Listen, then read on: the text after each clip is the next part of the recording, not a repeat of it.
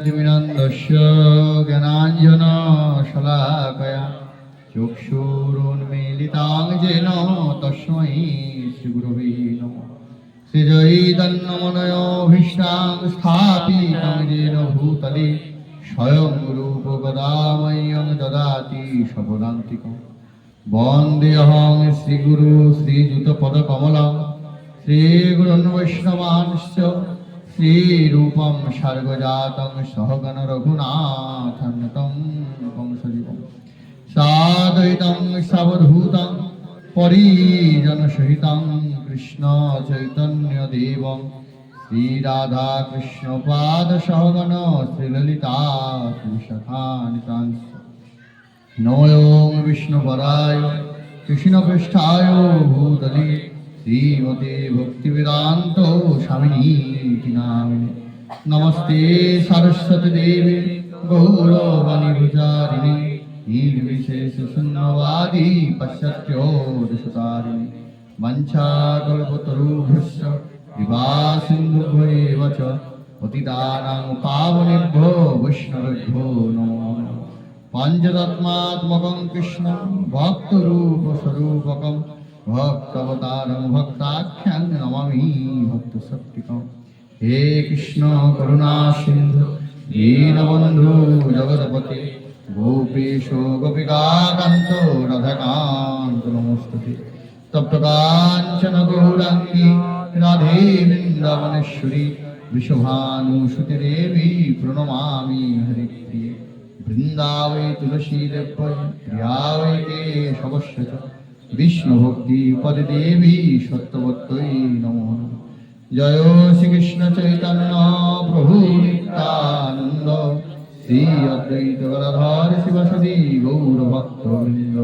हरे कृष्ण कृष्ण कृष्ण हरे हरे हरे राम राम राम। ओम नमो भगवते वासुदेवाय। ओम नमो भगवते वासुदेवाय। ओम नमो भगवते वासुदेवाय।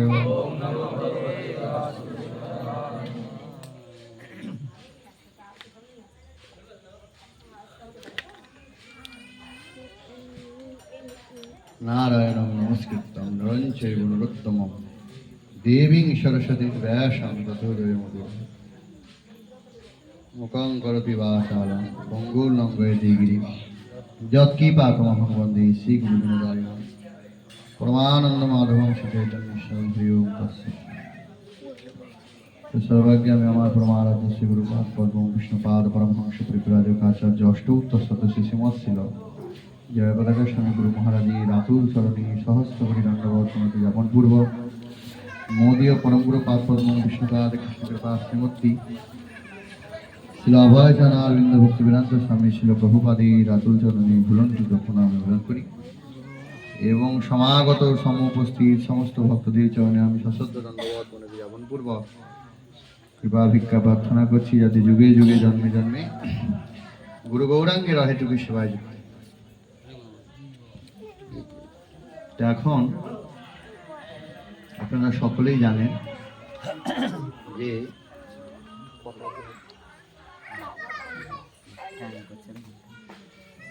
আচ্ছা আপনারা একটু শান্তি বজায় রাখুন। হ্যাঁ, যাদের বাচ্চা আছে ছোট তারা পিছনের দিকে বসবেন, বাচ্চা কাচ্চা নিয়ে পিছনের দিকে বসবেন। হ্যাঁ, নাহলে মনোযোগ নষ্ট হবে। বাচ্চাদেরকে নিয়ে পেছনের দিকে চলে যাবেন, ওখানে খেলাধুলা করবেন।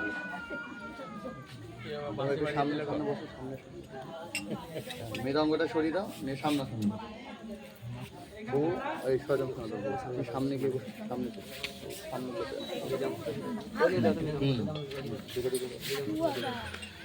হরে কৃষ্ণ। এই মাতাজি হরি বল। এই এখন মারবেন না, ধরবেন না, ওই ঘরে নিয়ে যান, ওখানে গিয়ে মারুন বকুন যা করুন। এখানে সব চুপচাপ শান্ত হয়ে বসুন। এখন কিছুক্ষণ ভগবদ গীতা থেকে আমরা আলোচনা করব, সেইটুকু সময় শ্রবণ করুন মন দিয়ে। কারণ শাস্ত্র বলছে কর্ণরন্ধ পথ দিয়া হৃদি মধ্যে প্রবেশিয়া পরিক্ষয়ে সুধা অনুপম, কানর ভিতর দিয়া মরমে পশিল গো আকুল করিল মন প্রাণ। তো ভগবানের কথা আর ভগবান অভিন্ন। তো ভগবান ভক্তের হৃদয়ে থাকে, আর পরবর্তীতে ভক্তের হৃদয় থেকে তার কথার মাধ্যমে ভগবান আমাদের হৃদয়ে প্রবেশ করে। তো এটাই নিয়ম।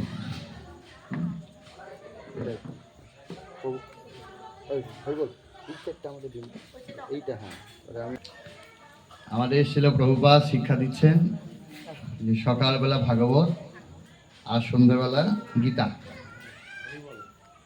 এই গীতা ভাগবত আমাদের অধ্যয়ন করতে হবে এবং গীতা ভাগবতের শিক্ষাটা জীবনে আনয়ন করতে হবে। আমার প্রথমেই আপনাদেরকে পুরুষোত্তম মাসের অনেক অনেক প্রীতি শুভেচ্ছা, যে আপনারা এইখানে এই 1 মাস ব্যাপী বিভিন্ন জায়গায় এই দীপদানের অনুষ্ঠান করছেন, উৎসব করছেন।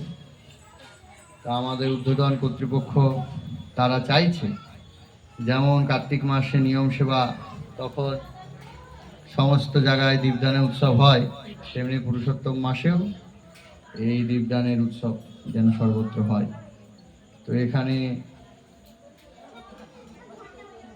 আশ্রয়া জাহ্নবী মাতাজি আসছেন আর তাকে আপনারা সকলে সাহায্য করছেন, এবং আপনারাও নিজেদের বিভিন্ন বিভিন্ন সমস্ত শাখা নাম হাঁটতে গিয়ে আশা করি দীপদানের উৎসব করছেন, হরিকথা ভাগবত কথা করছেন।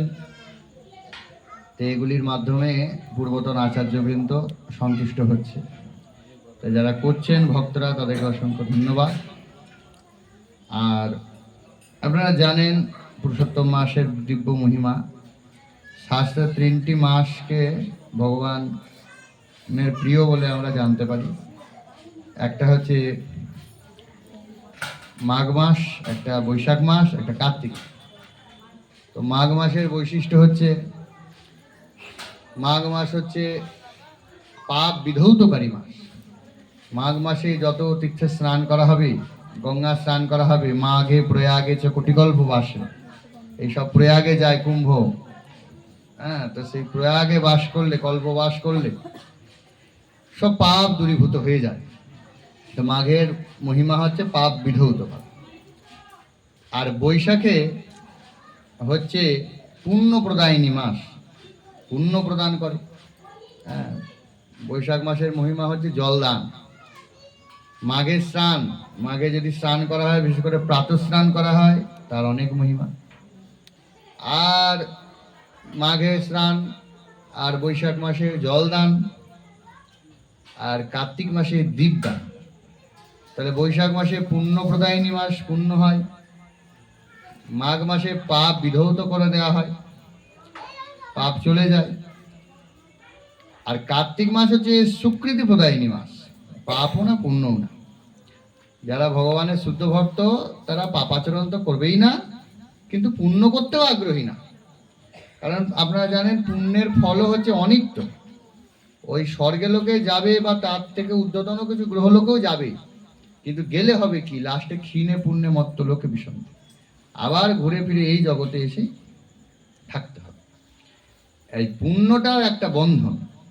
পুণ্য করলে বন্ধন, পাপ করলে তো বন্ধন বটে।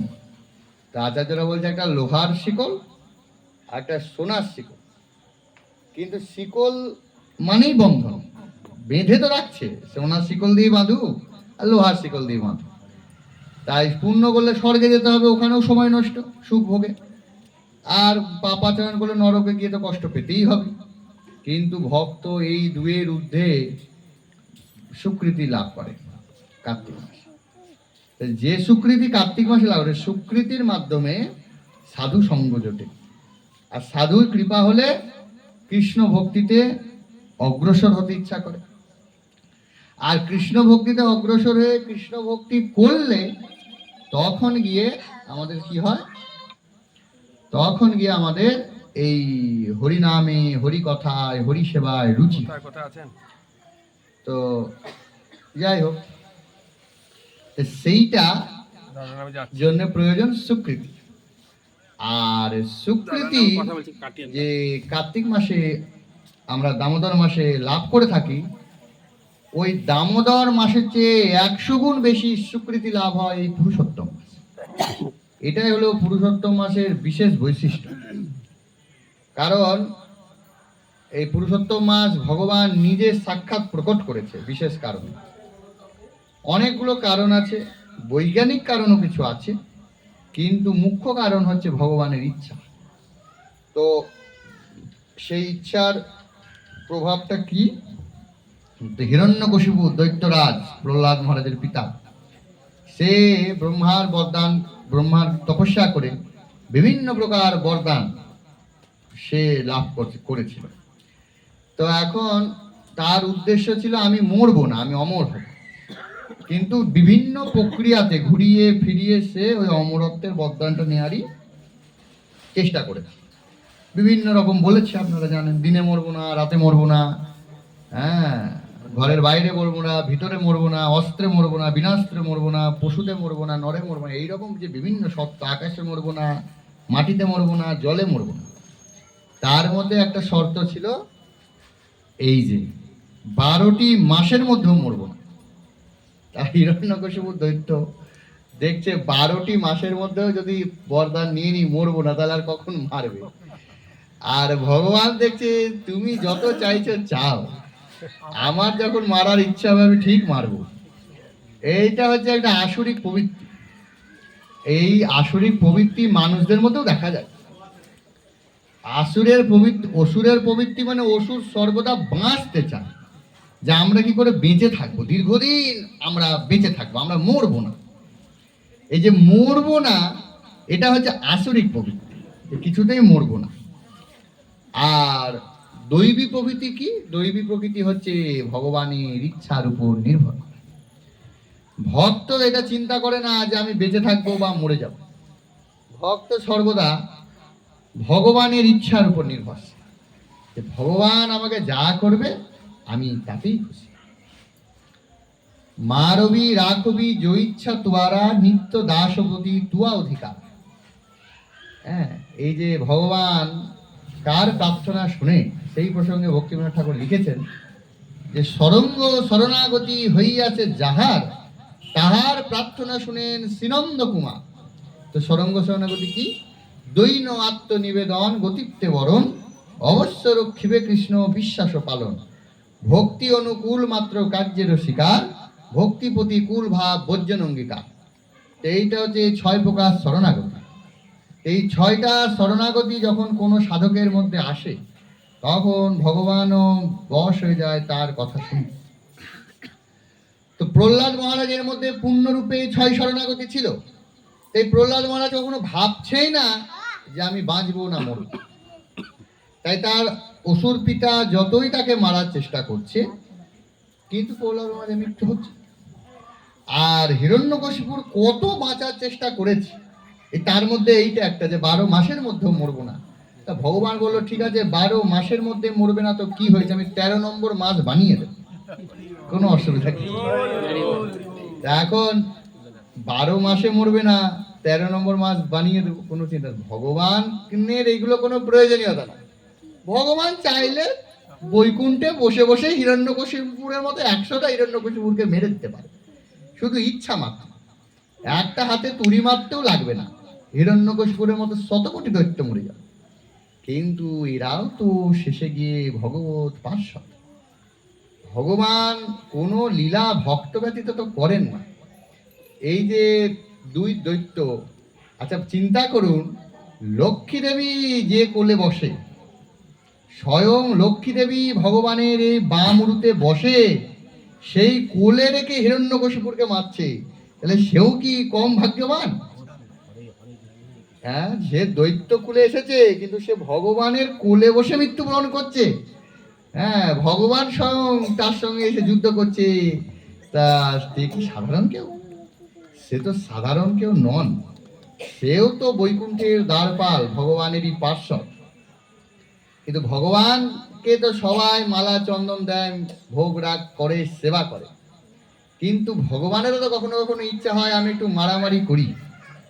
অধিক শক্তি যখন কারো থাকবে, তখন তো একটু ইচ্ছা করবেই যে একটু মারামারি করি। এইটাকে বলা হচ্ছে বীর রস। এই যে মারামারি করি, ভগবানের ইচ্ছা হলো, ভগবানের ইচ্ছা মাত্রে এই গোলক বৃন্দাবনে সব কর্ম হয়ে যায়। ওই ভগবানের ইচ্ছা হয়েছে মারামারি করব, তার জন্য চতুষ্কুমারের মাথায় রাগের আবির্ভাব। নাহলে যে চতুষ্কুমার সবকিছুর ঊর্ধ্বে ত্রিগুণাতীত, তাদের আবার রাগ হবে কেন? রাগ কার হয়? কাম এসো ক্রোধ এসো রজগুণ সমদ্ভব। কাম ক্রোধ এগুলো হচ্ছে রজগুণের বৃদ্ধির কারণে। যখন রজগুণের বৃদ্ধি প্রাপ্তি হয়, তখন তার মধ্যে রাগ হয়। কাম এসো ক্রোধ এসো। ক্রোধ, এই আমার এই হলো না, আমি এই পেলাম না, আমি এই করেছি, আমি হ্যান করলাম, আমি ত্যান করলাম, আমি কেন পেলাম না, আমাকে কেন বলবো, ক্রোধ। কিন্তু চতুষ্কুমার, তাদের তো ক্রোধের কোনো প্রশ্নই নাই। আবার বৈকুণ্ঠে দাঁড়িয়ে আছে, বৈকুণ্ঠে দাঁড়িয়ে দাঁড়িয়ে ভগবত ধামে দাঁড়িয়ে ক্রোধ আছে। ওই ভগবানের ইচ্ছাতেই ক্রোধের উৎপত্তি হয়েছে, যাতে তারা অভিশাপ দেবে, আর এরা গিয়ে দৈত্যকুলে জন্ম নেবে, আর ভগবান তাদেরকে উদ্ধার করতে আসবে। তাহলে ভগবানের কি দাঁড়াবে? তাই হিরণ্যকশিপুরকে বধ করবে ভগবান, এতে ব্রহ্মার বরদানে কিছু যায় আসে না। ভগবান চাইলে মারতে পারে। যখন বিশ্বদেবকে মারার জন্য ভগবান হত্যা করবে বলে ওই রথের চাকাটা তুলে ধরেছে, তখন বিশ্বদেব মনে মনে খুব আনন্দিত, এবং সে সব অস্ত্র ছেড়ে শরণাগতি হয়ে বসে বলছে, হে কৃষ্ণ, তুমি আমাকে মারো, আমি তো এটাই চেয়েছিলাম যে তোমার হাতে যেন আমার অন্ত হয়। তো ভালো, তার আগে একটা কথা বলেছে বিশ্বদেব, যে ইচ্ছা করে রাগিয়ে দেওয়ার জন্য ভগবানকে, যে দেখো, তুমি চাইলে আমাকে মারতে পারবে না, আমার ইচ্ছা মৃত্যু বরদান আছে, আমি না চাইলে আমাকে কেউ মারতে পারবে না। তখন ভগবান বলছে যে আমি যদি চাই যে কাউকে মারবো, কোনো বরদান তাকে রক্ষা করতে পারে না, আর আমি যদি চাই যে কাউকে বাঁচাবো, কোনো অভিশাপ তাকে মারতে পারে না। ভক্তের জীবনটা ভগবানের উপরে পূর্ণরূপে নির্ভরশীল। ভগবান ভক্তের জীবনটাকে নিয়ে যেভাবে ইচ্ছা খেলবে, কখনো স্বর্গে ওঠায়, কখনো নরকে ডোবায়, দণ্ডজনে রাজা যেন দোষীরে চোপায়, কখনো ভক্তকে সম্মান দেবে, আবার কখনো ভক্তকে অসম্মান দেবে। এরকম বিভিন্ন রকম ভাবে ভগবান ভক্তকে পরীক্ষা করে, যে ভক্তের স্থিতিটা কেমন দেখি, যে আমার ভক্তি ছেড়ে দিচ্ছে না কি বিচলিত হয়ে যাচ্ছে। তো এর জন্যে কোনো প্রয়োজন ভগবানের নেই যে 13 নম্বর মাস সৃষ্টি করতে হবে। 13 নম্বর মাসের সৃষ্টি হলো, অধিক মাসের সৃষ্টি হলো কেন? হিরণ্যকশিপুরকে বধ করবে তো বটেই, ব্রহ্মার কথার সম্মান রাখতে। ব্রহ্মা বলেছে যে আশীর্বাদ দিয়েছে মরবে না, এবার যদি মরে যায় তাহলে ব্রহ্মার কথাটার সম্মান থাকবে না। তো ব্রহ্মা তো ভগবানের ভক্ত, যদি ব্রহ্মার কথার সম্মান না থাকে সেটা খারাপ। তার জন্য ভগবান চাইছে ব্রহ্মার কথাকে সম্মান দিতে। আর বিশেষ করে আমাদের মতো কলিহত জীবকে কৃপা করার জন্য, যেমন বাজারে জীবেরা চৈত্র সেল দেয়, হ্যাঁ, ডিসকাউন্ট দেয়, সেরকম ভগবানও বিশেষ করে ডিসকাউন্ট। এই নিয়ম সেবা মানে কি? যারা শুদ্ধ ভক্ত তাদের তো গোটা জীবনটাই নিয়ম সেবা, তাদের আলাদা করে কোনো মাসে নিয়ম সেবা না, তারা গোটা 365 দিনই নিয়ম সেবার মধ্যে আছে।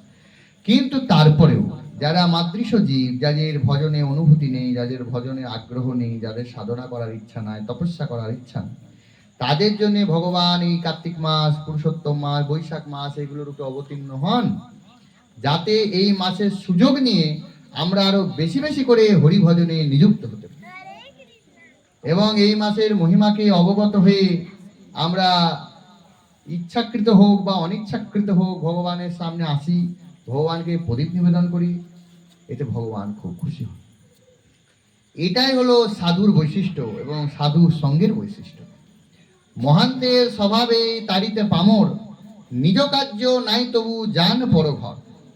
মহান্ত বা শুদ্ধ বৈষ্ণবের চরিত্রটা এরকম যে তার কোনো প্রয়োজনীয়তা নেই, কিন্তু সে অপরের গৃহে যায়। কেন যায়? যাতে তাদের মঙ্গল হয়। এই যে আজ এখানে কীর্তনের আয়োজন হয়েছে, হরি বাসরের আয়োজন হয়েছে, হরি কথার আয়োজন হয়েছে, তাহলে শুধু যে এই গৃহের লোকের কল্যাণ তা নয়, যারা যারা এখানে এসেছেন সকলের কল্যাণ, এবং এই আওয়াজ যত দূর অব্দি যাচ্ছে তাদের কল্যাণ। পশু পক্ষী কীট যত বলিতে না পারে, শুনিলে হরিনাম তারা সব তরে। এই পশু পক্ষী কীট কত আছে তারা বলতে পারে না, কিন্তু এই হরিনামের ধ্বনি কানে গেলে, হরি কথা শুনলে তারা উদ্ধার পায়। আবার কিছু দ্বিপদ পশু আছে, শুধু যে চতুষ্পদ পশু হয় তা তো নয়, দ্বিপদ পশু হয়। বিশ্বদেব বলছে, আহার নিদ্রা ভয় মৈথুনাঞ্চ সামান্য মেধা পশুবি নরানা, ধর্মহি তেসাং অধিক বিশেষাং ধর্মবিহীনা পশুবি সমানা। শুধু খাবো ঘুমাবো, কিছু সন্তানাদি জন্ম দেব, আর কি করে ভালো থাকবো, ব্যাংক ব্যালেন্স করবো, বাড়ি ঘর করবো, এই চিন্তা ভাবনা নিয়েও কিছু জীব আছে, যাদের একেবারেই হরি ভজনে রুচি নাই, তারা শুনতেও চায় না, আসতেও চায় না, বসতেও চায় না। তাদের কানে গিয়েও এই হরি কথা পৌঁছচ্ছে, অর্থাৎ অজান্তে হলেও তাদের ওপর ল্যান হচ্ছে, শুনছে তো, কানে ঢুকছে তো ভগবান। আবার হয়তো এই যে এই বাড়িতে আজ পাঠ কীর্তন, উনি অনেককে ডেকেছেন, অনেকে হয়তো এখানে নিমন্ত্রিত আছেন, তাদের আবার অনেকের ইচ্ছা আছে, আবার অনেকের হয়তো ইচ্ছাও ছিল না, কিন্তু দেখছে না বাবা যায়, না গেলে আবার আমার ঘরে কিছু হবে, তখন বলবো আসবে না, তো যায় কোন রকম ঠেলে ঠুলে এসছে। কিন্তু এলে হবে কি, এই যেহেতু হরিনাম হরি কথা কানে যাচ্ছে, এতেও মঙ্গল। ভগবানকে দেখেছে, হ্যাঁ, একটা প্রণাম করেছে, না পারলেও হাত দুটো জোর করেছে একটু, তাতেও মঙ্গল। গীতার কথা পালন হচ্ছে। মন্মন্না ভব মদ ভক্ত মজ্জাজি মাম নমস্কুর। তাহলে ভক্ত সঙ্গে এলেই ভজন হয়ে যায়, ভজন করতে না চাইলেও ভজন হয়ে যায়। হ্যাঁ, সবাই হাততালি দিচ্ছে, হরিনাম করছে, কি করবে বসে বসে? সেও দেখছে এখন ভাত হতে দেরি আছে, একটু তালি দিয়ে আর হরিনাম, লাস্টে খেয়ে দিয়ে চলে যাবো কোনো রকম।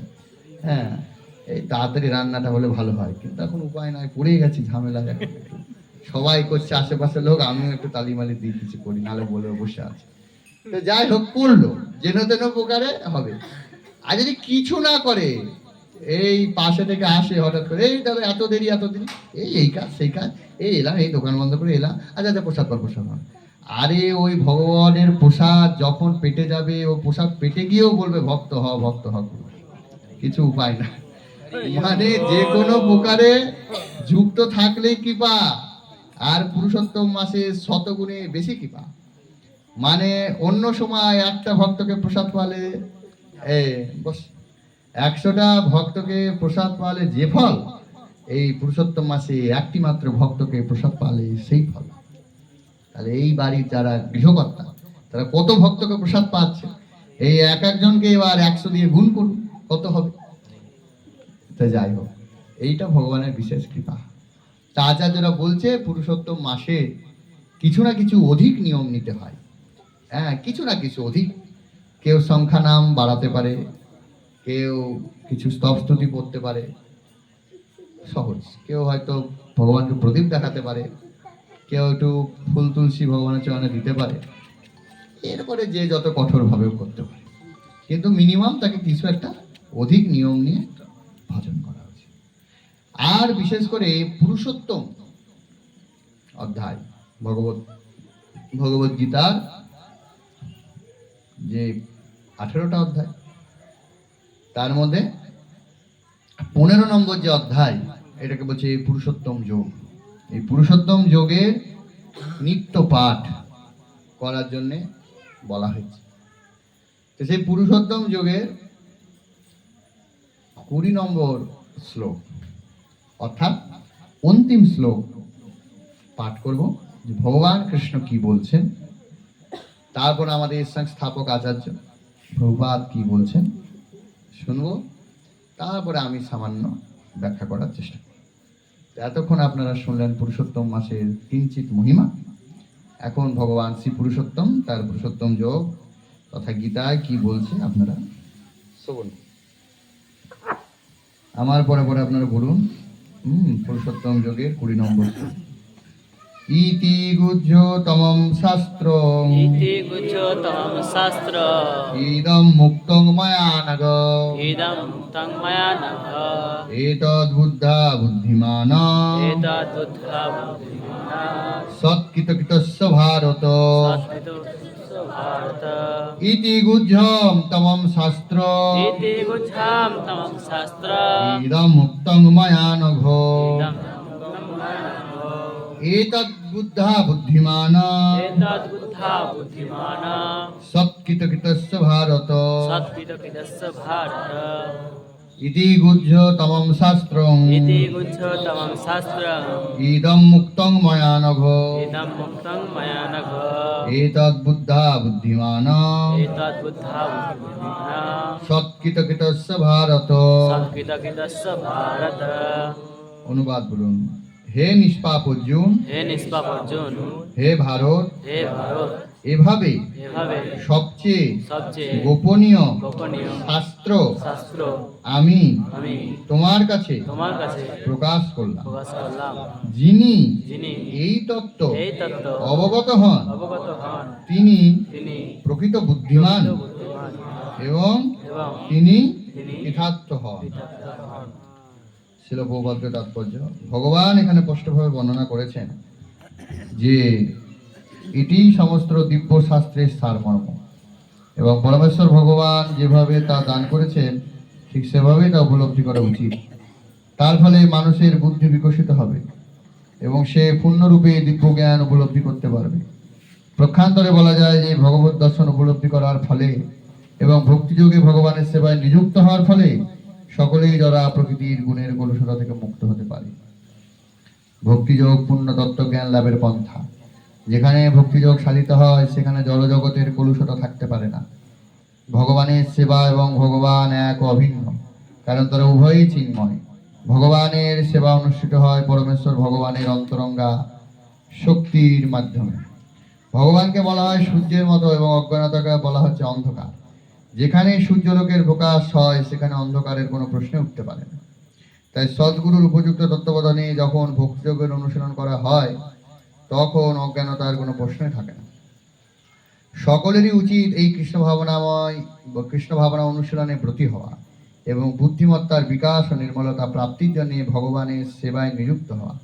যতক্ষণ পর্যন্ত না কেউ কৃষ্ণ তত্ত্ব জ্ঞান লাভ করছে এবং ভক্তিযোগে ভগবানের সেবায় নিয়োজিত হচ্ছে, সাধারণ মানুষের বিচারে সে যতই বুদ্ধিমান হোক না কেন সে যথার্থ বুদ্ধিমান নয়। এই শ্লোকে অর্জুনকে যে অনঘ বলে সম্বোধন করা হয়েছে তা অত্যন্ত তাৎপর্যপূর্ণ।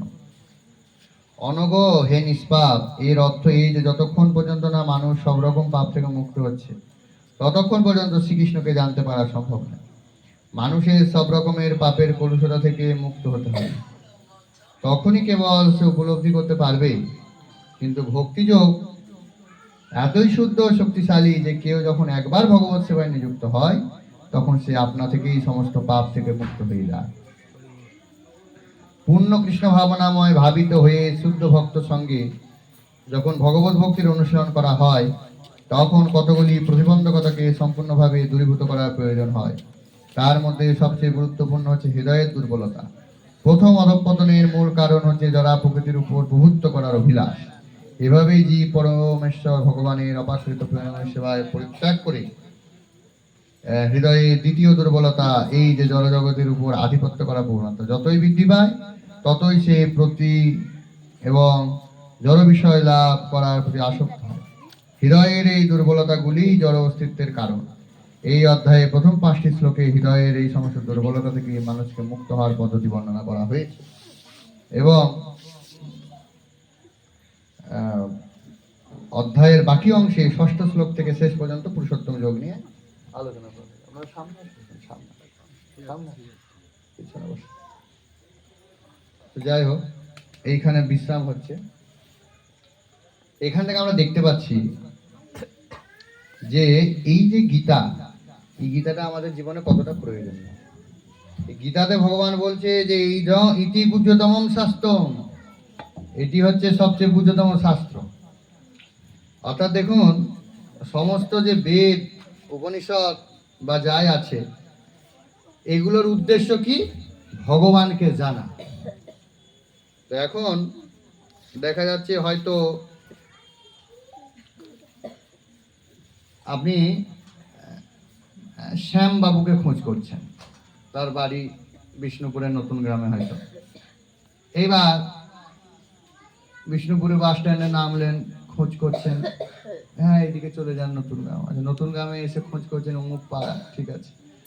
তারপরে শ্যামবাবু বলে এই শ্যামবাবু এইদিকে, একটু এগিয়ে যান, এদিকে যান। যেতে যেতে যেতে আবার জিজ্ঞেস করি কোথায় শ্যামবাবুর বাড়ি, এই যে এসে গেছেন, আর সোজা গিয়ে ডান দিকে একটু যান, 3তলা বাড়িটা। আবার একটু গিয়ে মনে হচ্ছে বাবা অনেকগুলো 3তলা, কোনটা? এইরকম করতে করতে হঠাৎ করে একজনকে বলছেন, বলছে কি দরকার? দরকার আছে, আমি শ্যামবাবু, বলুন। তো যখন শ্যামবাবুকে পেয়ে যাবেন আর কি জিজ্ঞেস করবেন যে কোন দিকে যেতে হবে?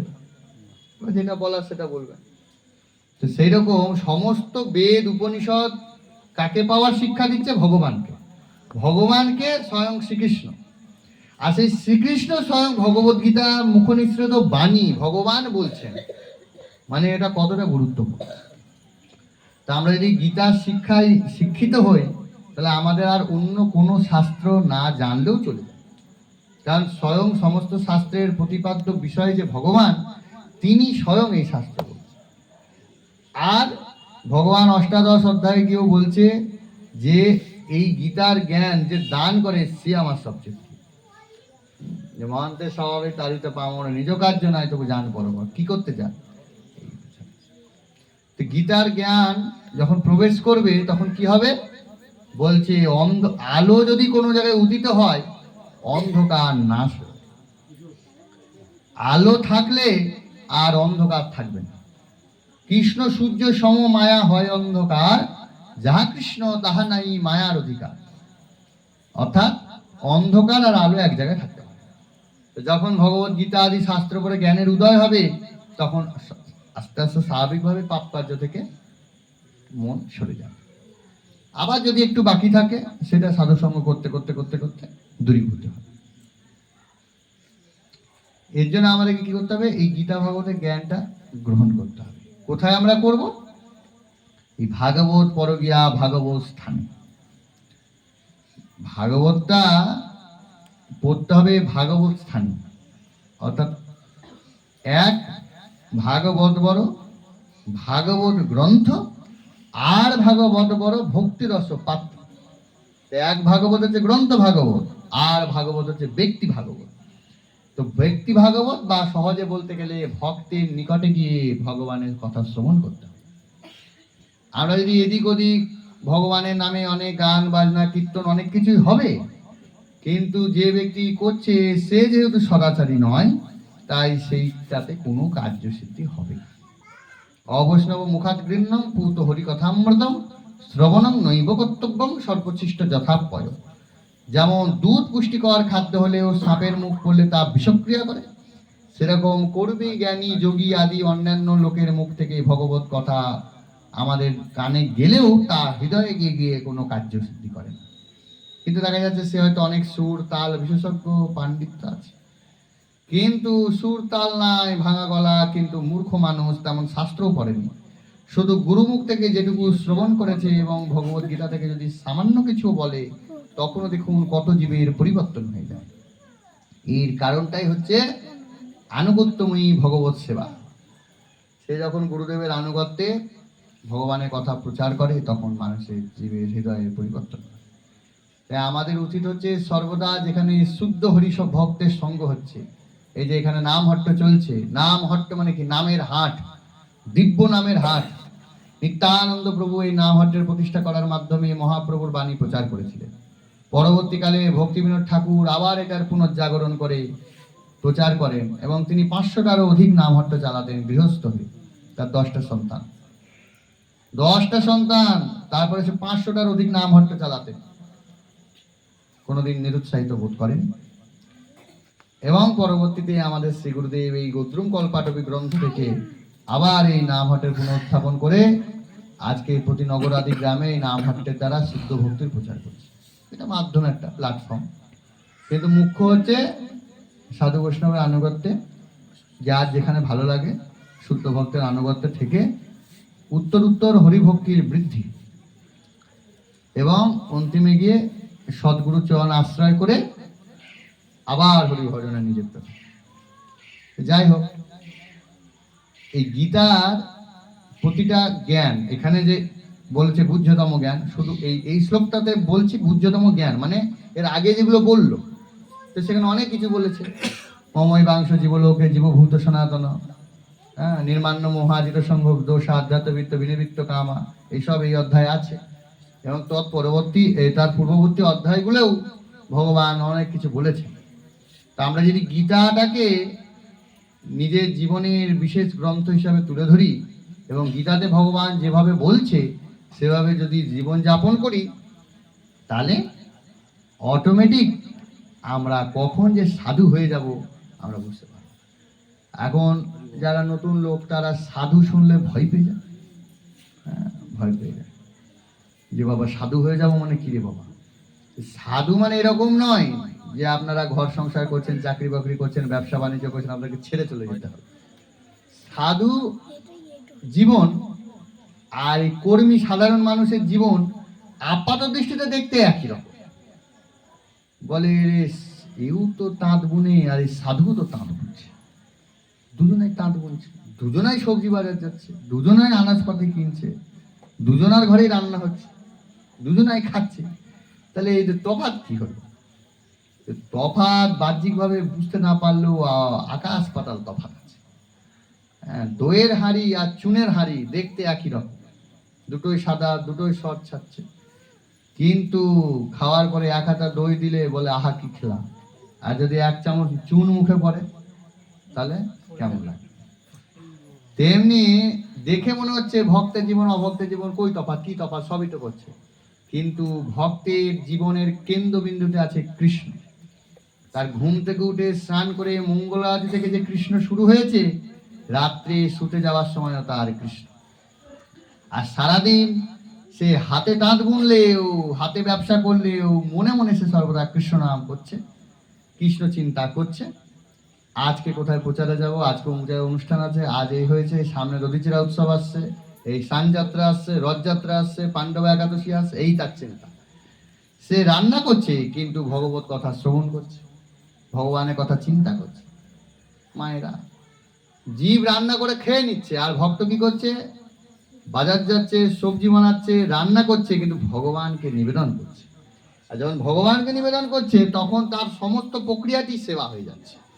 ওই বাজার যাওয়াও সেবা, সবজি বানানোও সেবা, রান্না করাও সেবা, ওই বাসনগুলো ধোয়াও সেবা। পাশের বাড়ির মাতাজিও কলতলায় বাসন ধুচ্ছে, এই নিয়েও ধুচ্ছে, কিন্তু তার বাসন ধোয়াটা কর্ম, আর আমার বাসন ধোয়াটা ভগবত সেবা।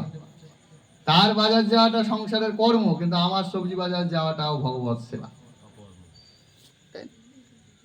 আর প্রাণ জীব হত্যার কথা তো বাদ দিলাম, তা তো জীব হত্যা করছে, কিন্তু ভক্ত তো জীব হত্যা করছে না, পাপাচারণ করছে না। উপরন্ত সে ভাবছে আমি কি করে এই শাকটা নেব, আমি মোচা নেব, থোর নেব, মহাপ্রভু পছন্দ, সাগেতে পরম তৃপ্ত শিশুচিনন্দ। এইভাবে ভক্ত রান্না করতে গেলেও কৃষ্ণ ভাবনাময় থাকে, বাজার করতে গেলেও কৃষ্ণ ভাবনাময় থাকে, কিন্তু সাধারণ মানুষ সর্বদা সংসার ভাবনাময় নিযুক্ত। সংসারটা থাকবে, কিন্তু সংসারটা হবে কৃষ্ণের সংসার, তাহলে আর চিন্তা নেই। কৃষ্ণের সংসার করো, ছাড়ি অনাচার। শুধু সত্য এটাই যে কিছু অনাচার ছাড়তে হবে। নেশা, জুয়া, আমিষ, অবৈধ সংবাদ, 4টে পাপ কর্ম ত্যাগ করে সাধুগুরু বৈষ্ণবের আনুগত্যময় সংসার করো, ওটাই সাধুর জীবন। এই যুগে এরকম নয় যে সাধু মানে সেই ন্যাড়া মাথা, বা সাধু মানে তার মাথায় বিরাট জটা, বা তাকে গৃহ সংসার পরিত্যাগ করে চলে যেতে হবে। গৃহে থেকেও অনেক বড় বড় ভাগবত আছে। এই জন্য আপনাদেরকে গৃহে থাকতে মানা করা হচ্ছে না। নাম হট্ট মানে গৃহে থেকে কি করে কৃষ্ণ ভক্তি করবে, এটাই হচ্ছে শিক্ষা। কিন্তু সেটা আপনারা কখন শিখবেন? এই নাম হট্টে আসতে হবে। হ্যাঁ, এই নাম হট্টে আসতে হবে। আপনারা যারা আসছেন, আপনারা তো আসবেনই, যারা আসেন না তারা খোঁজ নেবেন। আপনাদের তেঁতুলিয়াতে, বিষ্ণুপুরে, নতুন গ্রামে, বিভিন্ন জায়গায় নাম হট্ট হয়। এই নাম হট্টগুলোতে আসতে হবে, এবং সেখানে ভগবানের কথা যখন শ্রবণ করবেন আর সেইভাবে জীবনযাপন করার চেষ্টা করবেন, তখন অটোমেটিক শুদ্ধ ভক্তি লাভ হবে। কঠিন কিছু না, মহাপ্রভু খুব সহজ শিক্ষা দিচ্ছে যে গৃহস্থ ভক্ত দুটো কাজ করবে। এক হচ্ছে হরিনাম করবে, হরিনামের প্রচার করবে, আর বৈষ্ণবের সেবা করবে। বৈষ্ণব সেবা করবে। বৈষ্ণব সেবা করবে মানে কি? শুধু বাড়িতে ডাকবে, ভালো মন্দ রান্না করে খাওয়াবে, ওটাই বৈষ্ণব সেবা? তা না। বৈষ্ণব সেবা মানে বৈষ্ণব যেভাবে বলছেন, সাধু যেভাবে বলছে, সেভাবে জীবন যাপন করার নামে বৈষ্ণব সেবা। সাধু সঙ্গ মানে কি? সাধুর আশেপাশে ঘোরান না। সাধুর পাশে তো যাবই, কিন্তু সাধুর মাথাতেও তো উকুন থাকে, তা উকুনের কি সাধু সঙ্গ হয়? সাধুর আশেপাশেও তো মশা ঘোরে, তো মশার কি সাধু সঙ্গ হয়? গঙ্গার জলেও তো কত মাছ থাকে, জেলেরা তো সারাদিন গঙ্গায় থাকে, তা গঙ্গা স্নানের ফল হয়? জেলের তো গঙ্গা স্নানের ফল হয় না। তেমনি সাধুর পেছন পেছন ঘুরঘুর করলেও সাধু সঙ্গ হবে না। অনেকেই আছে, অনেকেই আসছে, কিন্তু মুখ্য উদ্দেশ্য কি থাকবে? যেভাবে আচার্যরা বলছে, বৈষ্ণবরা বলছে, শিক্ষাগুরু দীক্ষাগুরু বলছে, সেভাবে জীবনযাপনটাকে পরিচালনা করে, না হলে মূলত লাভ কিছু হবে না। বলে একটি কাহিনী আছে যে একটি গাভী অন্যান্য গাভীদের সঙ্গে মাঠে চলছে, তো হঠাৎ করে বাঘ আক্রমণ করেছে।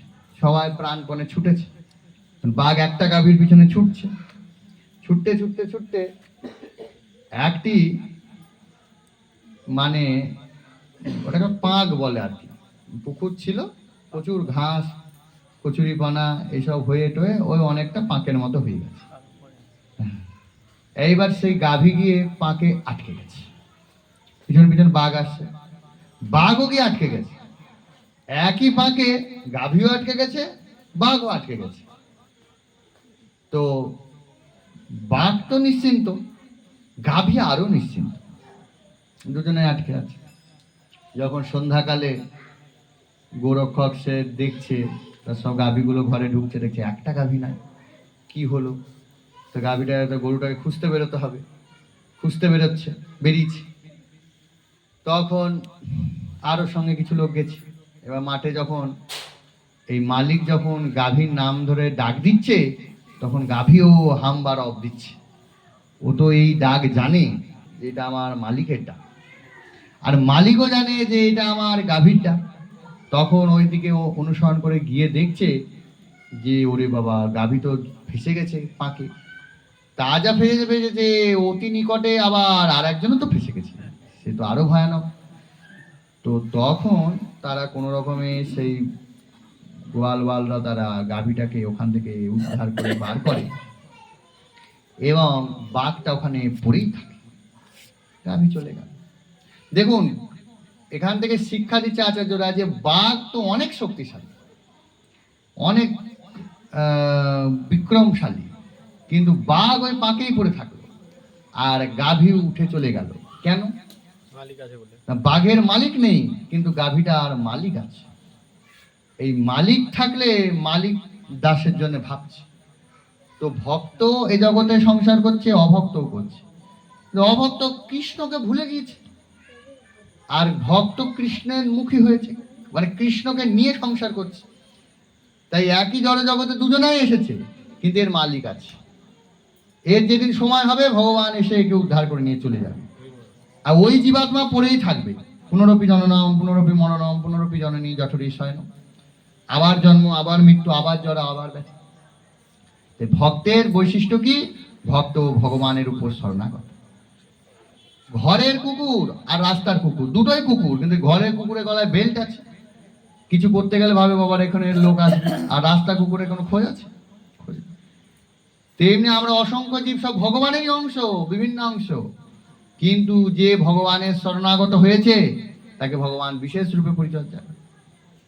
কৃষ্ণ উন্মুখ আর কৃষ্ণ বহির্মুখ, এটাই তফাৎ। ভক্ত সর্বদা কৃষ্ণ উন্মুখ, আর জাগতিক লোক কৃষ্ণ বহির্মুখ। বহির্মুখ মানে হচ্ছে কৃষ্ণ যেদিকে তার বিপরীত দিকে তাকাচ্ছে।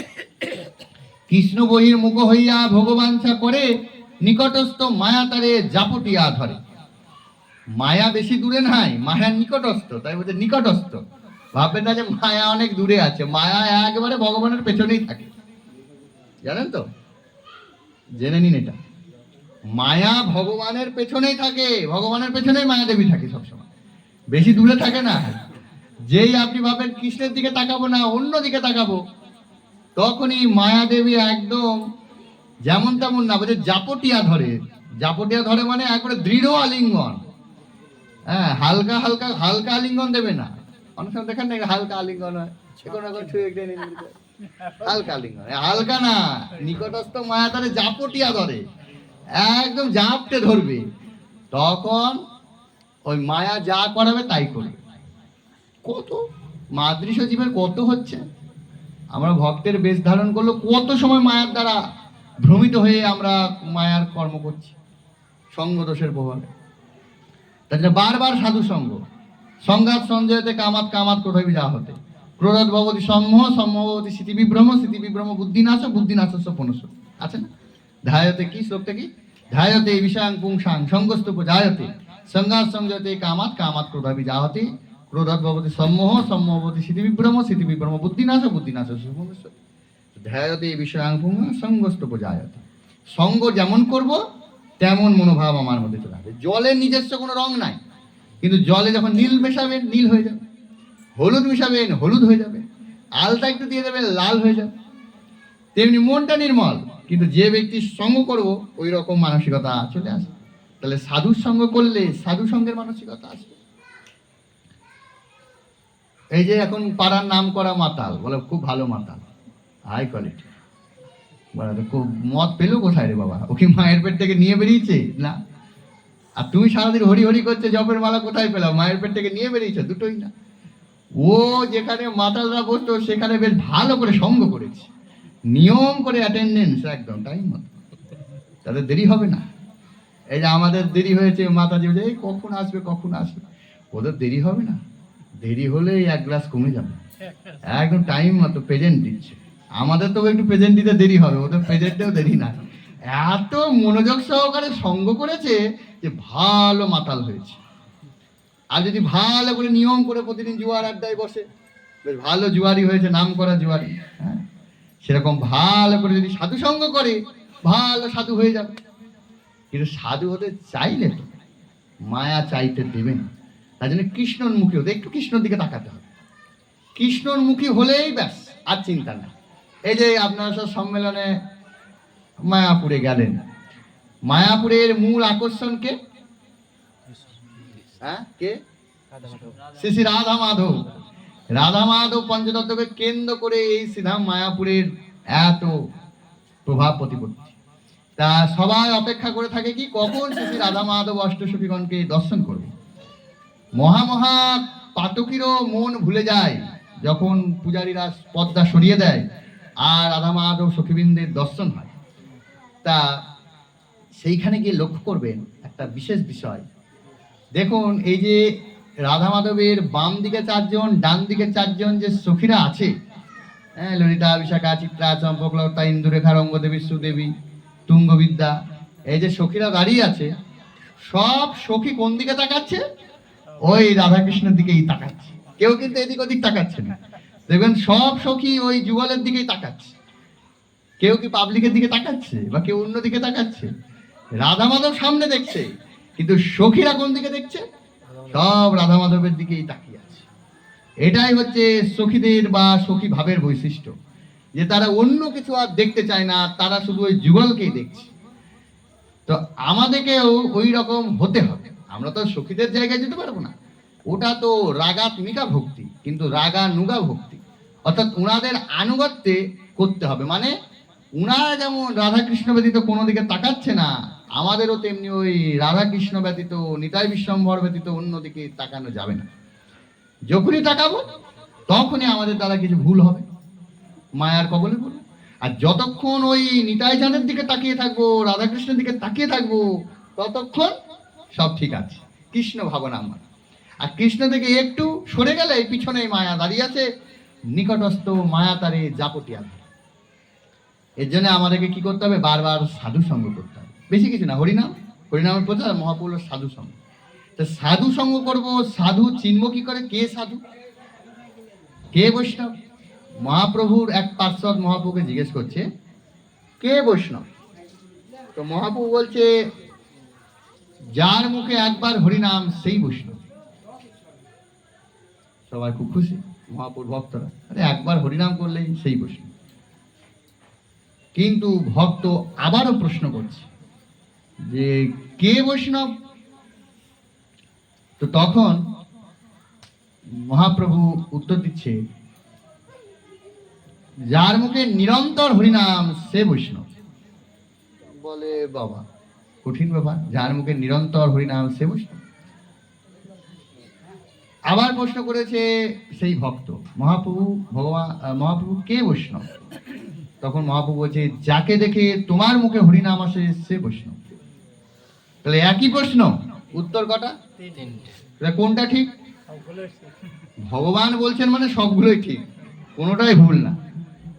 প্রথমটা ঠিক, দ্বিতীয়টাও ঠিক, তৃতীয়টাও ঠিক। উত্তম বৈষ্ণব, মধ্যম বৈষ্ণব, কনিষ্ঠ বৈষ্ণব, বৈষ্ণব সবাই।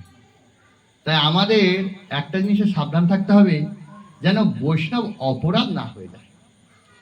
কারণ ব্রহ্মাণ্ড ভ্রমিতে কোনো ভাগ্যবান জীব গুরু কৃষ্ণ প্রসাদে পায় ভক্তিলতার বীজ, পেয়েছি ঘুরতে ঘুরতে, কিন্তু মালি হইয়া সেই বীজ করে আরোপণ, শ্রবণ কীর্তন জলে করেন সিঞ্চন।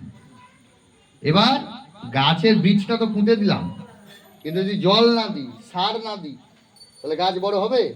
হবে না। তাই সার জল দিতে হবে। সার জল মানে এই সাধু সঙ্গ, শ্রবণ কীর্তন। কিন্তু এবার গাছটা তো বড় হচ্ছে, কিন্তু গাছ বড় হলে শুধু হবে না, বেড়া দিতে হবে। যদি বেড়া না দেওয়া হয়, যখন তখন ছাগল গরু ঢুকে নষ্ট করে দেবে। আর এখানে তো বলছে মত্ত হস্তি, মানে ছাগল ঢুকলে দেখবেন পাতাটা খেয়ে চলে যাবে, গরু ঢুকলে পাতা খেয়ে চলে যাবে, কিন্তু হাতি কি করে? যদি বৈষ্ণব অপরাধ উঠে হাতি মাথা, উপরে বা ছিন্ডে তার শুকিয়ে যায় পাতা, একবারে হাতি শুঁড়ে করে ধরে গোড়া থেকে তুলে ফেলে। এটা হাতির বৈশিষ্ট্য। তাই অন্য কোনো পশুর উদাহরণ না দিয়ে হাতির উদাহরণ দিয়েছে। হাতি শুধু খেয়ে চলে যাবে না, একবারে শুঁড়ে করে গোড়া থেকে গাছটাকে তুলে ফেলে তারপর যাবে। তো যদি আমাদের শিক্ষাগুরু দীক্ষাগুরু আদির চরণে অপরাধ হয় এবং ইচ্ছাকৃত অপরাধ হয়, তখন ওই বৈষ্ণব অপরাধ এসে সব নষ্ট করে দেয়। এবং এই অপরাধের সূত্রপাত হচ্ছে, এই অপরাধের সূত্রপাতই হচ্ছে বৈষ্ণবের দোষ দর্শন। যখনই আমরা বৈষ্ণবের দোষ দর্শন করব, তখনই অপরাধ হবে। আর যদি গুণ দর্শন করি, অপরাধ হবে। শ্রী মাধবেন্দ্র পুরীপাদের শিষ্যদের মধ্যে একজন ছিলেন রামচন্দ্র কবিরাজ, রামচন্দ্র পুরী, ঈশ্বরপুরী মহাপ্রভুর গুরুদেব, তারই গুরু ভাই ছিলেন রামচন্দ্র পুরী।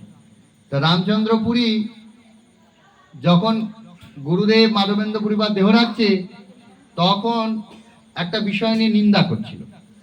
তখন মাধবেন্দ্র পুরীপাদ বলছে, তুই আমার চোখের সামনে থেকে সরে যা বাবা, তোর মুখ দেখে মরলে আমার কোনোদিন কল্যাণ হবে না। অন্যদিকে তারই গুরু ভাই ঈশ্বরপুরী এমন অপ্রাকৃত সেবা করলেন মাধবেন্দ্র পুরীপাদের, যে মাধবেন্দ্র পুরীপাদ কৃপা করে বললেন যে তোমার কাছে স্বয়ং ভগবান এসে দীক্ষা গ্রহণ করবে। এইটাই হলো গুরুদেবের বিশেষ বৈশিষ্ট্য। গুরুদেব জীবকে ভগবত প্রাপ্তি করিয়ে দেয়।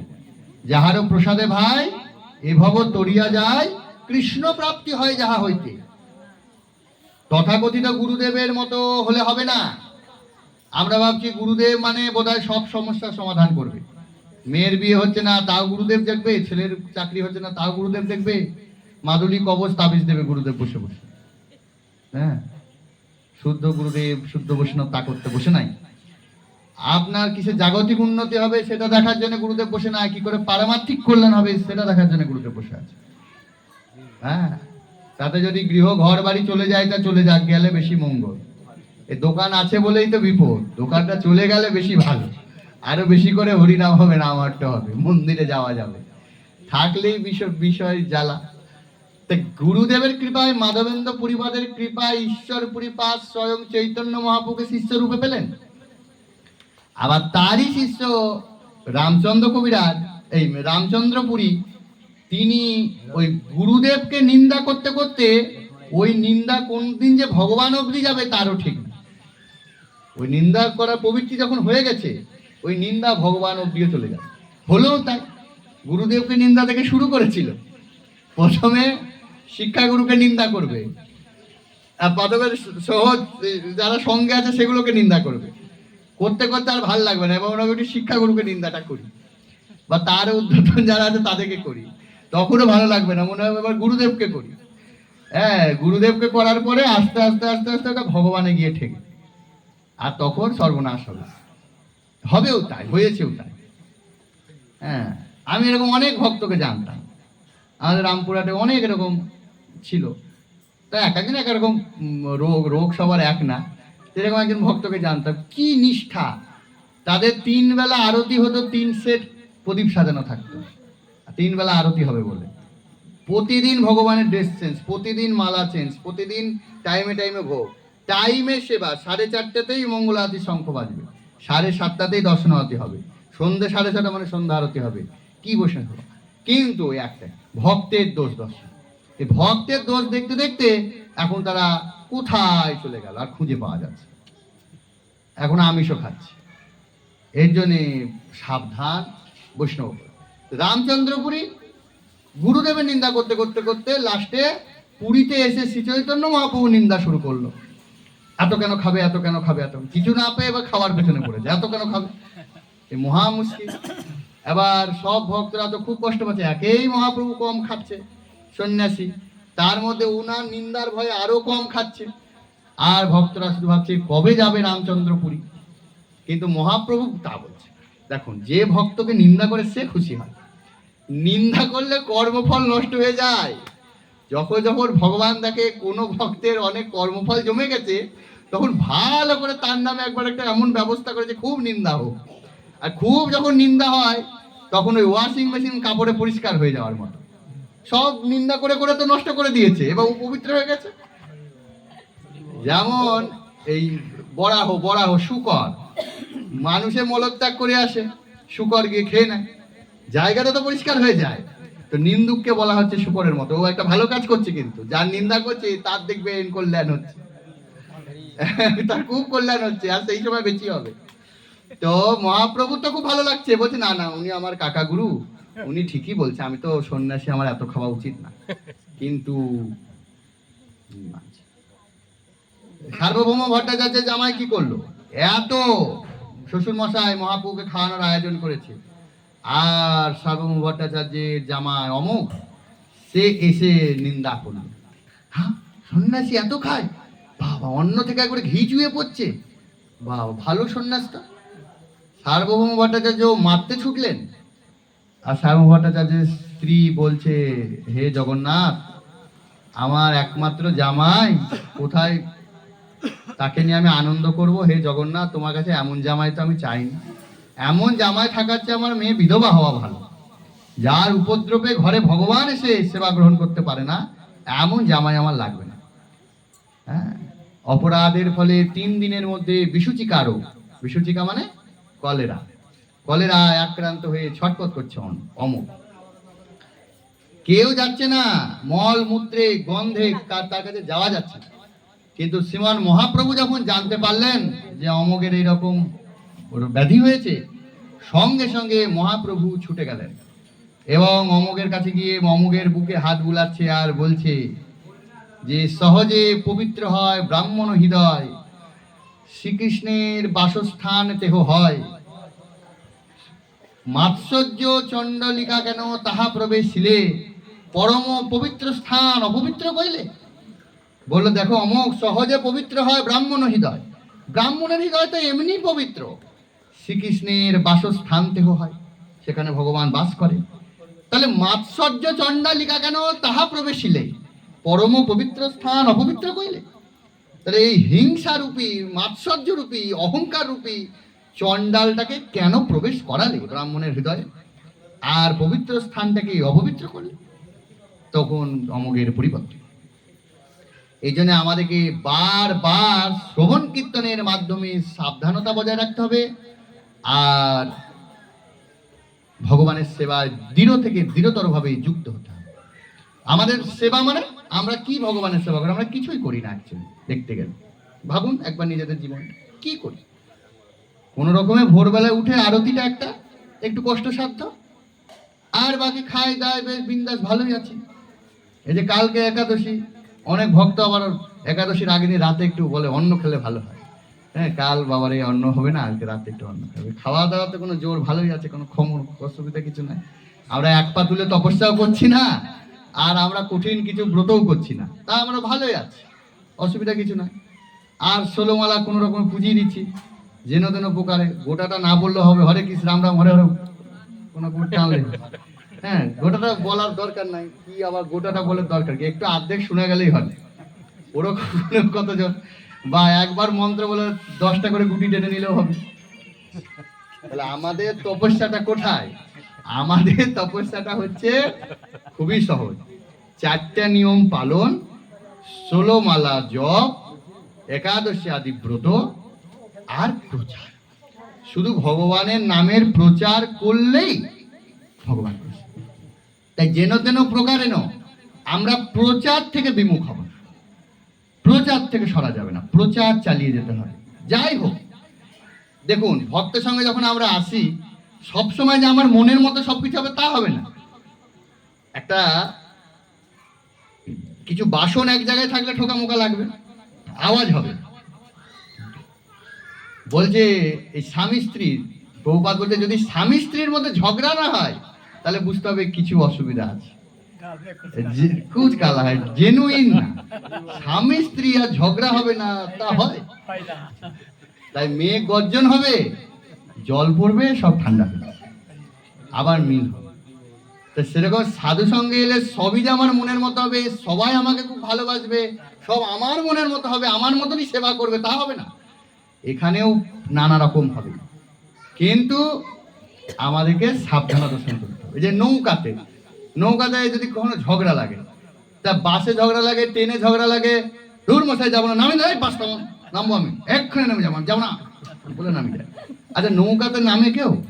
নৌকা যখন ছেড়ে দেয় এক জায়গা থেকে এক জায়গা, যত ঝগড়াই হোক, মারামারি হয়ে যায়, নামবে কেউ?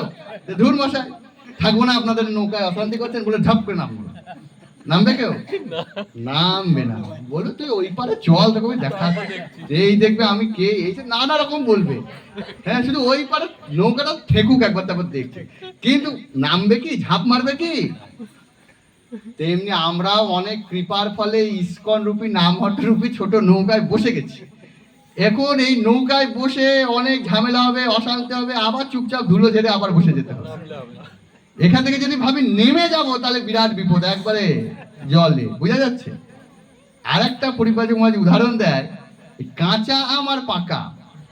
এই যে গাছে এখন আমের সময়, কত চারিদিকে আম, তা আগে কাঁচা আম পরে পাকা আম। কাঁচা আম বেশি ভালো না পাকা আম বেশি ভালো? পাকা আম। কিন্তু এই কাঁচা আম আর পাকা আম, কাঁচা আম মানে হচ্ছে সাধক, যারা এখন সাধনা করছে, আর পাকা আম মানে সিদ্ধ, যার সাধনা হয়ে গেছে, সিদ্ধি লাভ করেছে। কিন্তু এই কাঁচা আম থেকে পাকা আম হওয়ার প্রক্রিয়াটা কিন্তু অনেক দিনের। আমাদের মন্দিরে আম গাছ আছে, আমি দেখলাম বোল এলো, এই হলো সেই হলো, কত আম। কিন্তু এই কাঁচা আম আর পাকা আমের মাঝে আবার একটা আম আছে, সেটা হচ্ছে পচা আম। আর পচা আম কি করে হচ্ছে? ওই ঝড় যখন দিচ্ছে অনেক আম পড়ে যাচ্ছে। এই যে এখন একটু আগে আমরা দেখছিলাম না, ড্রেনে কত আম পড়ে গেছে, এবার আমগুলো পড়ে এমন ফেটে গেছে, এমন অবস্থা, ও খাওয়া যাচ্ছে না। তাহলে ওটা না পাকা আম হলো, আর না কাঁচা আমের চাটনি ঠাটনি টক কিছু করবে, ও হয়ে গেল পচা আম, ওটাকে আর গ্রহণ করা যায় না। তাই যতই যা হোক গাছ থেকে ছাড়া যাবে না, গাছে লেগে থাকতে হবে। সাধনা ওইটে, সাধনা বিশেষ কিছু কঠিন না, গাছে লেগে থাকতে হবে।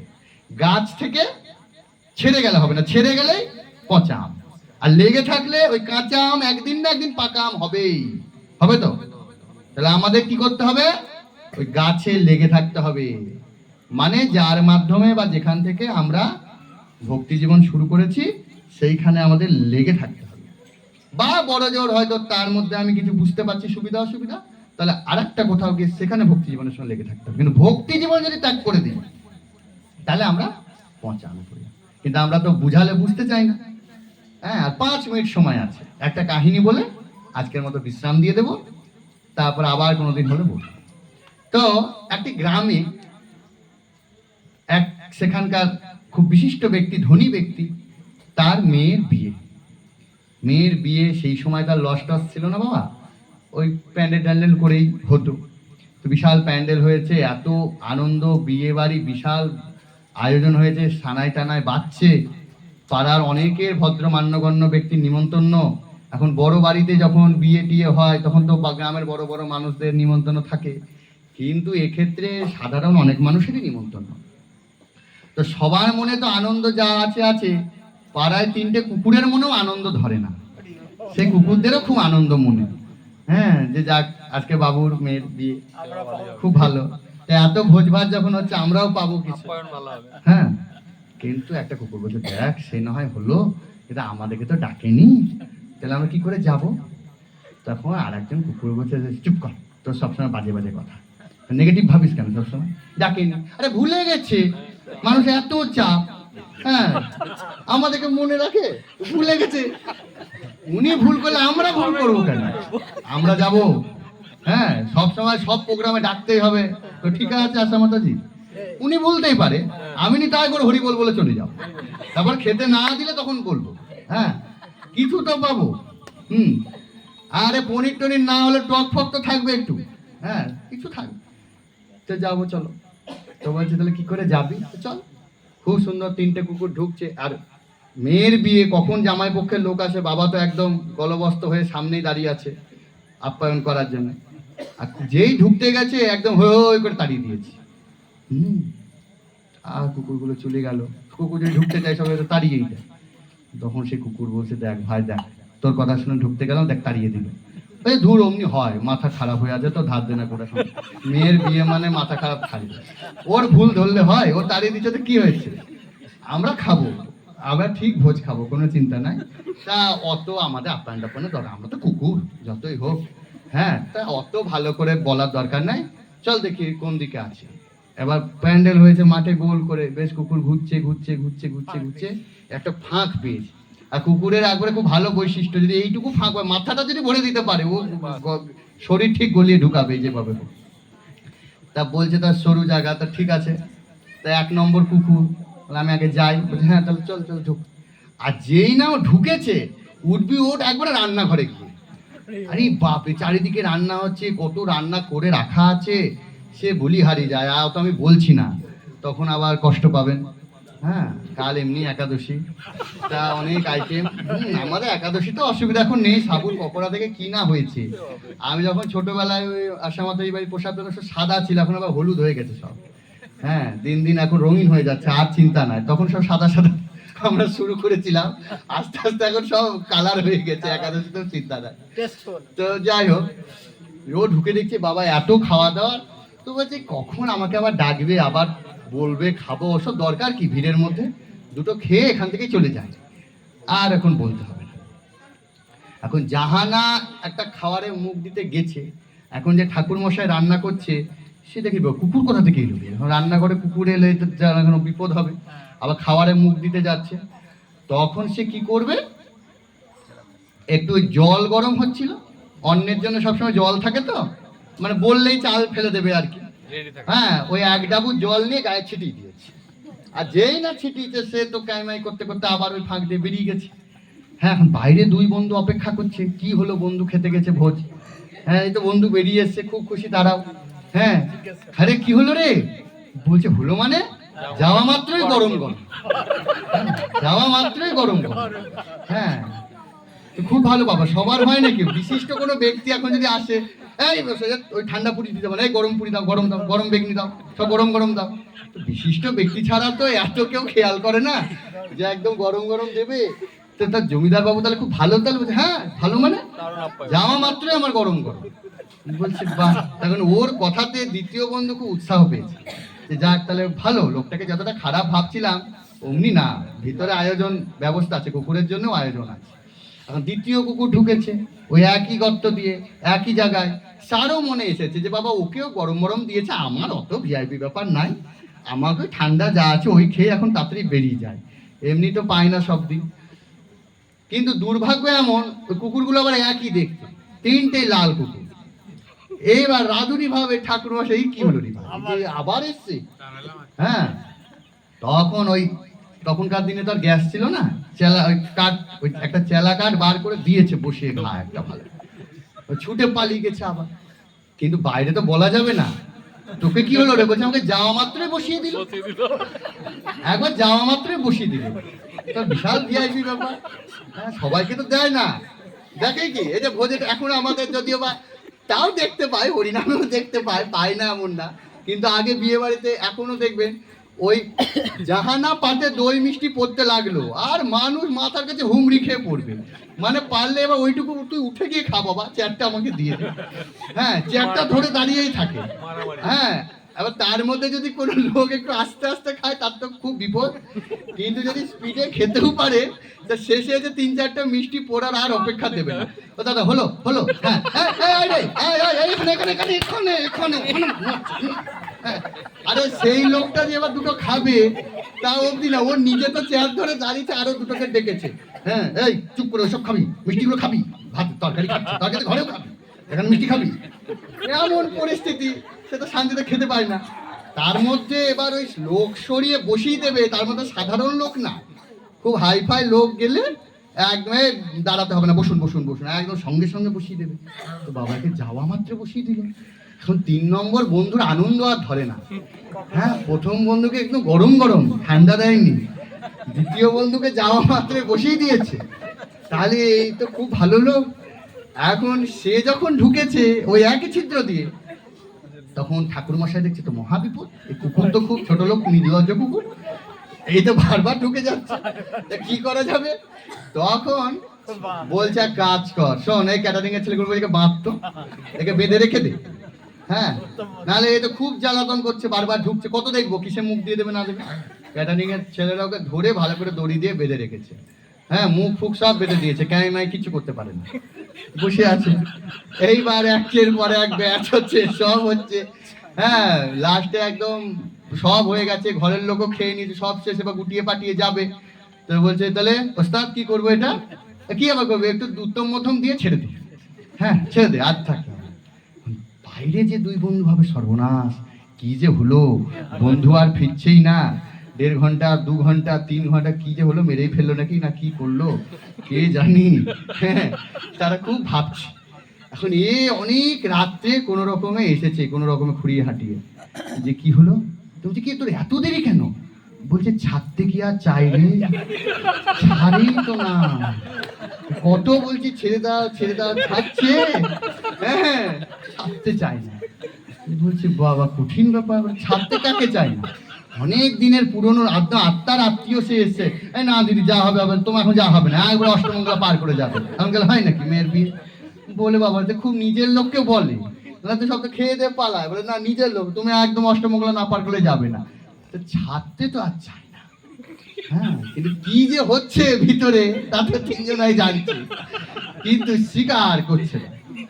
তো আচার্যরা বলছে, যদিও এটা একটি কৌতুকময় কাহিনী হলেও এখানেও আচার্যরা শিক্ষা দিচ্ছে যে এই যে বিয়ে বাড়ি, এই বিয়ে বাড়ি হচ্ছে এই জড়জগতের ভোগময় বৈচিত্র্যতা, সেখানে আসক্তিরূপী ছিদ্র দিয়ে এই সাত্ত্বিক, রাজসিক, তামসিক 3 প্রকার জীব বারবার ঢুকছে এই জড়জগতে, এই মায়ার জগতে, আর ভাবছে আমরা খুব ভালো ভোজ খাবো, কিন্তু তা হয় না বাবা। এই চারানার কানমোলা, বুঝলেন, ঢুকলে চারানা নিয়ে কান মুলে দিচ্ছে। মেলায় এসেছে, এই যে আমাদের রামপুরহাটে আনন্দ মেলা বসেছে, হ্যাঁ, চারানায় কানমোলা, চারানায় কানমোলা, চারানায় কানমোলা, কি রে ভাই, দেখতে হবে। এখন যে চারানা দিয়ে ঢুকেছে এমন কান মুলে দিয়েছে, হ্যাঁ, 2টো কান লাল হয়ে গেছে। তা সে বাইরে গিয়েছে, কি হলো রে? তো দেখছে আমি একা কেন মরবো, বলে দারুণ জিনিস, যা ভিতরে গিয়ে দেখে। ও গিয়েছে চারানা দিয়ে, ওকেও কান বলে। হ্যাঁ, তা আমরাও সেটাই চাই। দেখবে কারো ঘরে গেলে বলে মাতাজি আমার ছেলেটার জন্য একটা মেয়ে দেখে দিই, মানে ও জ্বলছে, ওর ভালো লাগছে না, ছেলেটাকে কবে জ্বালাবো, ও কেন শান্তিতে মোবাইল ঘেটে ঘুমিয়ে যাবে, ওকেও জ্বলতে হবে, ওকেও জ্বালাবে, ও কোথা থেকে একটা জুটিয়ে এনে ওকেও জ্বালাবে। হ্যাঁ, এইটাই জগতের নিয়ম। অর্থাৎ এইখানে নিরন্তর দুঃখ কষ্টই পেতে হবে, এখানে ভোজ খাবো বললে উপায় নাই, এখানে নিরন্তর মায়ার লাঠি খেতে হবে আর দুঃখ কষ্ট পেতে হবে। কিন্তু এইখানে এসে ওই যারা সাত্ত্বিক জীব তারা একটু সহজে বুঝে যায়, রাজসিক জীবের বুঝতে আরো সময় লাগে, আর তামসিক জীব বুঝতেই চায় না যে আমাদের হরিভজন করে এই ভোজবাড়িতে পড়ে থাকলে হবে না, আমাদেরকে নিজ মন চলো নিজ নিকেতন, নিজের ওই স্বধামে ফিরে যেতে হবে। যে কথা ভগবান এই পুরুষোত্তম যোগেই বলছে, ন তদ্ভাসয়তে সূর্য ন শশাঙ্ক ন পাবক যদ্গত্তা ন নিবন্তন্তে তদ্ধাম পরমম মম। যেখানে গেলে আর ফিরে আসতে হয় না, সেইখানে আমাদের যেতে হবে, আর সেটা একমাত্র এই সাধু সঙ্গে হরিভজনের মাধ্যমেই আমরা জানতে পারবো, আর অন্য কোনো উপায় নাই, অন্য কোনো উপায় নাই, অন্য কোনো উপায় নাই। হরে কৃষ্ণ। তা আজকের মতো এখানে বিশ্রাম, 9টা 5 বেজে গেছে। তো আর আজকে প্রশ্ন নিচ্ছি না, কোনো ভক্তরা তো আছে, যদি বিশেষ কোনো প্রশ্ন থাকে আমার নম্বরে হোয়াটসঅ্যাপে করবেন। এখন আমরা বিশ্রাম দিতে, ঠিক আছে? হরি হরয় নম কৃষ্ণ যাদবায় নম, যাদবায় মাধবায় কেশবায়, গোপাল গোবিন্দ রাম শ্রী মধুসূদন।